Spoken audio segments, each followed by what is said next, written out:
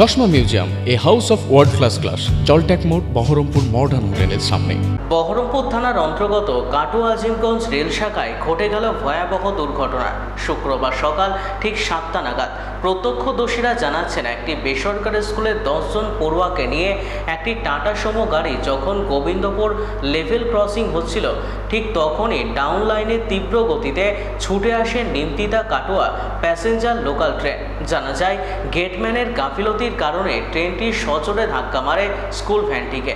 গতি এতটাই বেশি ছিল যে ধাক্কা লাগার সঙ্গে সঙ্গেই গাড়িটি খেলনার মতো দুমড়ে মুচড়ে রেল লাইনের ওপর ছিটকে পড়ে। ঘটনায় 5 জন শিশুর মৃত্যু হয়েছে বলে জানা গিয়েছে। বাকিরা চিকিৎসাধীন অবস্থায় রয়েছে মুর্শিদাবাদ মেডিকেল কলেজ ও হাসপাতালে। ঘটনাকে কেন্দ্র করে লেভেল ক্রসিং গেটম্যানকে বেধড়কভাবে মারধর করে আমজনতা। ঘটনার খোঁজ খবর নিতে পৌঁছান কংগ্রেসের নেতা অধীর রঞ্জন চৌধুরী ও রাজ্য বিজেপির মন্ত্রী গৌরী শঙ্কর ঘোষ।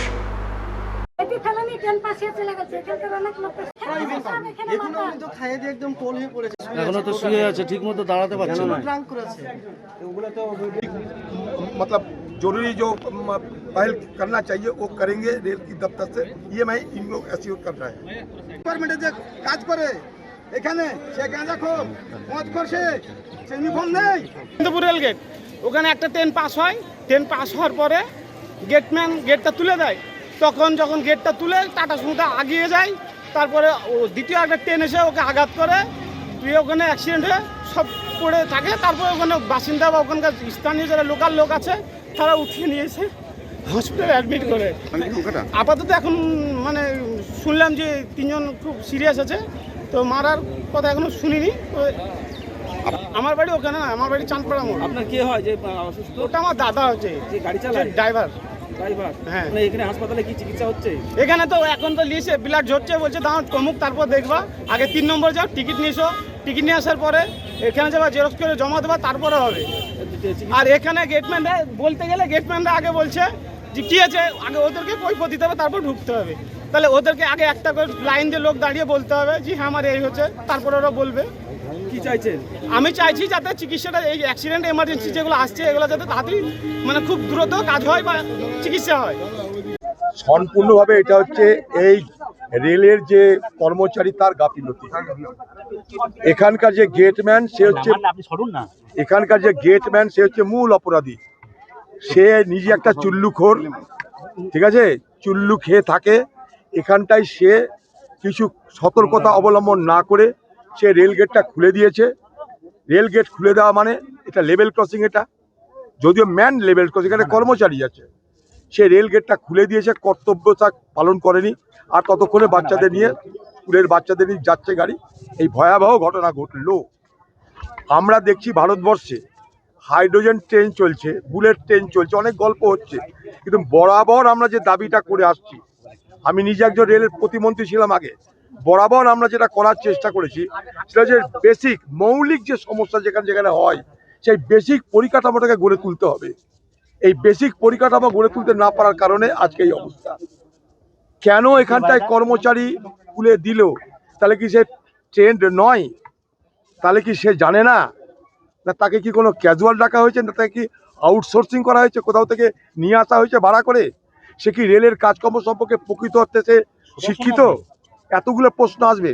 এটা মূলত রেলের সুরক্ষার প্রশ্ন। সেই সুরক্ষার দায়িত্বে যারা আছে তাদের গাফিলতির কারণে আজকে এটা হয়েছে। এটার পূর্ণাঙ্গ তদন্ত হওয়া উচিত। এবং আরও বলবো যে এইগুলো থেকে মুক্তি পেতে গেলে দীর্ঘস্থায়ী পরিকল্পনার জন্য যে সমস্ত সিদ্ধান্ত রেলের কর্তৃপক্ষের আছে, রেল দপ্তরের আছে, সেগুলোকে দ্রুত এখানটায় বাস্তবায়িত করা দরকার।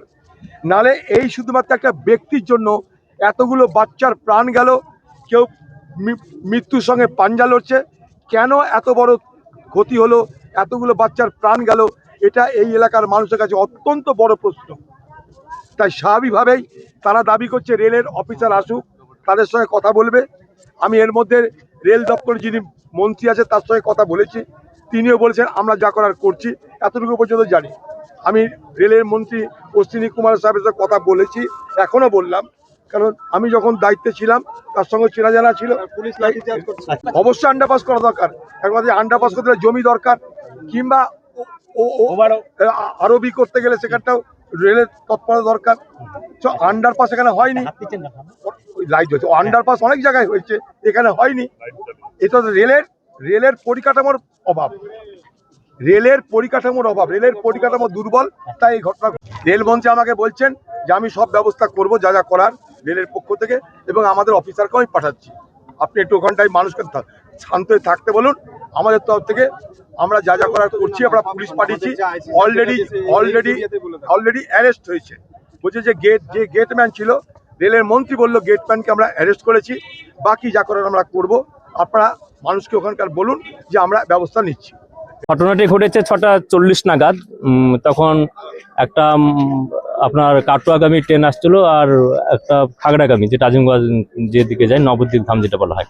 আপনার গেট ফেলাই ছিল, নবদ্বীপ ধাম চলে যাওয়ার পরে গেটটা যখন তুলে দেয় এবং গাড়িটি সঙ্গে সঙ্গে চলে আসে, এবং রেল লাইনের উপরে যখনই আসে তখন বিপরীত দিক থেকে আপনার কাটোয়াগামী যে ট্রেনটা যাচ্ছিল কট্টার দিকে, সেই গাড়ির সঙ্গে অ্যাক্সিডেন্টটা ঘটে যায়।